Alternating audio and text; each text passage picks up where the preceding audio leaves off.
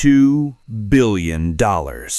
Let that number sink in for a second. $2 billion. That is the price tag for a single aircraft you are looking at right now. It is worth more than its weight in solid gold. It looks like something that crashed in Roswell, New Mexico in 1947. It has no tail. It has no fuselage. It defies the laws of aerodynamics. Yet, it rules the skies. Welcome back to Warfighter Lens. Today, we are looking at the crown jewel of the United States Air Force, the Northrop Grumman B-2 Spirit, the stealth bomber. This isn't just a plane. It is a technological miracle that keeps the world's dictators awake at night. We are going to break down why it costs so much, how it vanishes from radar, and what it's like to fly a 44-hour mission inside this $2 billion Batwing. First, let's talk about the shape. Look at it. It's essentially a flying wing. This design concept dates back to the 1940s, but back then, planes like this kept crashing. Why?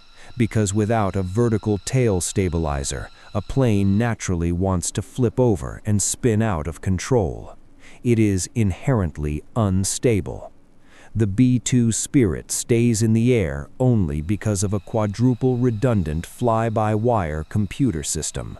That computer is making thousands of tiny adjustments to the control surfaces every single second, faster than any human pilot could ever react. If that computer fails, the plane falls out of the sky like a leaf. But it doesn't fail. It glides. It is smooth, silent, and deadly. When you see it taxiing on the runway, it looks alien. From the side, it is razor thin. From the front, it is practically invisible. And that is the point. The B-2 was built for one specific nightmare scenario: to penetrate deep into Soviet airspace during a nuclear war, evade the most advanced radar systems on the planet, and deliver a devastating payload. The Cold War ended, but the B-2 remained, repurposed to hunt down high-value targets anywhere on the globe. Now, let's get to the business end of this machine, the weapons bay. You are seeing rare footage of the munitions crew loading this beast. This is where the taxpayer money turns into kinetic energy. The B-2 can carry up to 40,000 pounds of ordnance. That is 40,000 pounds of freedom delivered to a specific address. It utilizes a rotary launcher assembly, a massive revolving drum inside the belly of the plane. It allows the B-2 to carry a mix of weapons. It can carry 16 B-61 nuclear gravity bombs. One B-2 could theoretically end a civilization. But in modern combat, it usually carries precision-guided conventional weapons. We are talking about 80 500-pound JDAMs. Think about that. One pilot, one pass, 80 separate targets destroyed simultaneously. It can essentially wipe out an entire airfield's tank division in seconds. And then there is the bunker buster, the GBU-57 Massive Ordnance Penetrator. This bomb is so heavy, 30,000 pounds, that the B-2 is the only aircraft in the U.S. inventory capable of carrying it operationally. It is designed to punch through 200 feet of reinforced concrete to destroy underground nuclear facilities. When the B-2 opens its bay doors, physics takes over, and bad things happen to bad people. But having a big gun is useless if you can't get to the fight. This brings us to the B-2's incredible range. The Spirit operates primarily out of Whiteman Air Force Base in Missouri. From the middle of America, it can strike any target on Earth and return home. But that comes at a cost to the human crew. Imagine sitting in a small office chair. You can't stand up fully. You can't walk around. Now imagine staying in that chair for 44 hours straight while flying a nuclear weapon. That is the reality for B-2 pilots. They call these global power missions. The cockpit is cramped. There is a small space behind the seats, about the size of a closet, where one pilot can lay down on a simple cot to take a nap while the other flies. They have a small microwave to heat up meals. There is a primitive stainless steel toilet bowl behind the seat, providing zero privacy. It is not glamorous. It is an endurance test of the human spirit. Look at the footage of the aerial refueling. This is a delicate dance at 30,000 feet.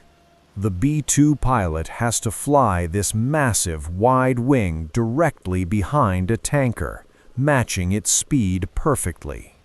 If they mess up, they could damage the stealth coating, or worse, cause a catastrophic collision. They have to do this multiple times during a single mission, often in the middle of the night, over the middle of the ocean, while exhausted. Let's talk about that stealth aspect. Why is it invisible? It's not actually invisible to the eye, obviously. You can see it right now. But to a radar wave, the B-2 Spirit looks like a large bird or a bumblebee. The skin of the aircraft is coated in a classified material that absorbs radar energy instead of bouncing it back. The exact composition of this coating is one of America's most guarded secrets.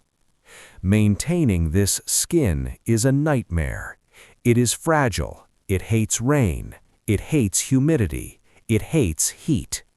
For every 1 hour the B-2 spends flying, it requires dozens of hours of maintenance on the ground. You can see the crews working on it in the hangars. They have to inspect every inch of the surface for tiny scratches or tape gaps. A single scratch could compromise the stealth profile and light up the plane on an enemy radar screen. That creates a huge responsibility for the ground crews. If they get lazy, the pilot doesn't come home. There are only 20 of these aircraft in existence. There were supposed to be over 130, but the cost was so high and the Cold War ended, so production stopped. Because there are so few, each one is named Spirit of, followed by a state name, like the Spirit of Missouri or Spirit of America. Losing just one is a national tragedy and a $2 billion write-off. That is why they are guarded so heavily. Despite its age, the technology was designed in the 80s. The B-2 remains relevant today. Why? Because stealth is still king. Modern air defense systems, like the Russian S-400, are deadly to normal jets like the F-15 or F-16. But the B-2 operates in a different frequency band. It is a first-day-of-war weapon. Its job is to kick down the door. It flies in first, destroys the radar and anti-air missiles, and clears the path for the rest of the Air Force. Seeing a B-2 in person is a rare event. It is usually a ghost, but occasionally the Air Force flexes its muscles with a freedom flyover at a major sporting event or an air show. Look at the crowd reaction. There is a distinctive silence when it approaches. Because of the engines being buried deep inside the wing to hide their heat signature, the B-2 is incredibly quiet. You almost don't hear it until it is directly overhead. It creates an eerie, ominous presence. It feels like a spaceship visiting from another planet. As we look to the future, the B-2 is eventually going to be replaced by the new B-21 Raider. But for now, the Spirit is still the apex predator. It represents the pinnacle of American aerospace engineering. It combines brute nuclear force with the elegance of stealth. It is a strategic deterrent that stops wars before they start, simply by existing. The men and women who fly and maintain these machines are a special breed. The pilots have to be perfect. The mechanics have to be meticulous. The security forces guarding them have to be vigilant.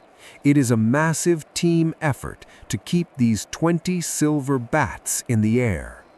So the next time you look up at the sky, remember that somewhere up there, invisible to radar, the Spirit might be watching. It is a reminder of what is possible when unlimited budget meets unlimited imagination. Thank you for watching Warfighter Lens. We have more deep dives into military technology coming soon. If you enjoyed this look at the B-2, please hit that like button. It really helps the channel. And tell us in the comments, do you think the $2 billion price tag was worth it? Subscribe and stay safe.